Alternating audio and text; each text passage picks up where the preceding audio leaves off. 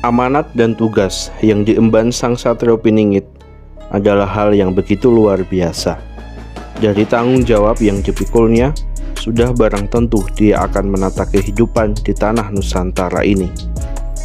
Atas kehendak Allah SWT, Satrio Piningit sekarang ini berada di kota yang memiliki akhiran kata Karta. Posisinya memang tidak bisa ditemui oleh siapapun, termasuk keluarganya, kecuali ia sendiri yang menghendaki. Dikatakan bahwa Sang Satrio Piningit itu dalam tujuan perjuangannya akan mengambil alih wilayah terbesar yang membentang dari wilayah India sampai Madagaskar. Jadi itulah jati diri sosok Satrio Piningit. Bukan sekedar mengambil alih negeri ini saja, melainkan sekaligus mengembalikan wilayah teritorial yang pernah dinaungi dan dikuasai oleh para leluhur dalam peradaban yang pernah mengalami kejayaan dan keemasan.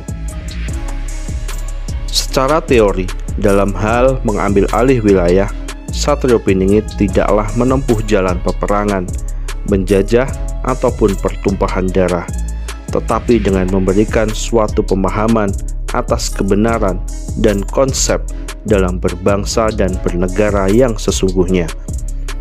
Selain itu, wilayah-wilayah yang menggabungkan diri ke wilayah Nusantara tentu karena melihat dengan fakta keberhasilan Satrio Piningit menata kehidupan negaranya.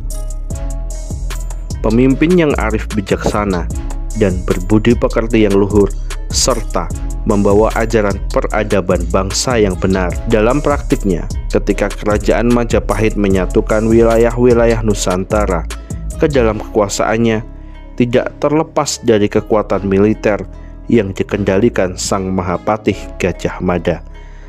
Tanpa militer, mustahil wilayah-wilayah Nusantara tersebut masuk dalam panji-panji Majapahit. Namun, terlepas dari taktik dan strategi apa yang kelak akan digunakan Satrio Piningit dalam membawa rakyatnya makmur dan sejahtera serta berkeadilan menuju kejayaan Nusantara, yang pasti ia memiliki strategi sendiri untuk mempersiapkan tugas-tugasnya secara bertahap. Apalagi ia juga memiliki Dewan Aulia, Dewan Raja, dan Dewan Leluhur yang setiap saat baik diminta maupun tidak akan memberikan nasihat. Para anggota Dewan Satrio Piningit ini dalam memberikan nasihat dan solusi murni lillahi ta'ala, tidak ada pamrih apalagi banyak kepentingan, baik kepentingan pribadi maupun kepentingan golongan dan politik. Jadi nasihat dan petunjuknya adalah jalan menuju kebenaran. Akan tetapi semua program dan tugas-tugasnya sudah ada wadahnya, kira-kira semacam GBHN. Kemudian APBN harus dikelola secara terpisah dan benar-benar untuk kemakmuran, kesejahteraan, dan keadilan rakyat. Diupayakan negara tidak memiliki utang, tetapi memiliki piutang. Konon dalam hal ini, keuangan Satrio Piningit bisa mencari uang sendiri dalam jumlah besar yang melebihi keuangan APBN.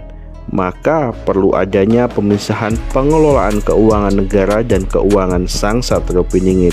Keunggulannya justru kekayaan Satrio Piningit yang akan mensubsidi APBN.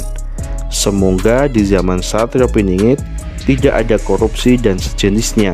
Yang berbuat korupsi harus siap menanggung segala resikonya, karena korupsi sangat menghambat dan melemahkan kemakmuran, kesejahteraan, dan keadilan rakyat. Apapun kekuatan program pembangunan di dunia ini, entah itu program percepatan infrastruktur, program pembuatan kereta cepat, program kemaritiman, program pembangunan di segala bidang, dan lain-lain, tanpa adanya dana anggaran yang memadai dan siap pakai, sulit rasanya pembangunan terlaksana dengan lancar.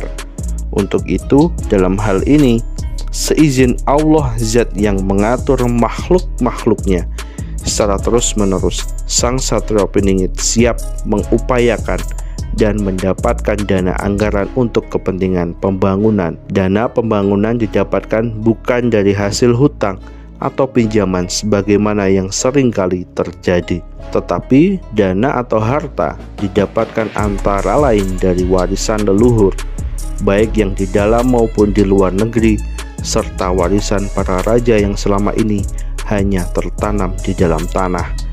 Hanya Satrio Piningit yang bisa atau yang berhak mengupayakan dan menguangkan dana atau harta tersebut. Orang lain tampaknya tidak akan bisa.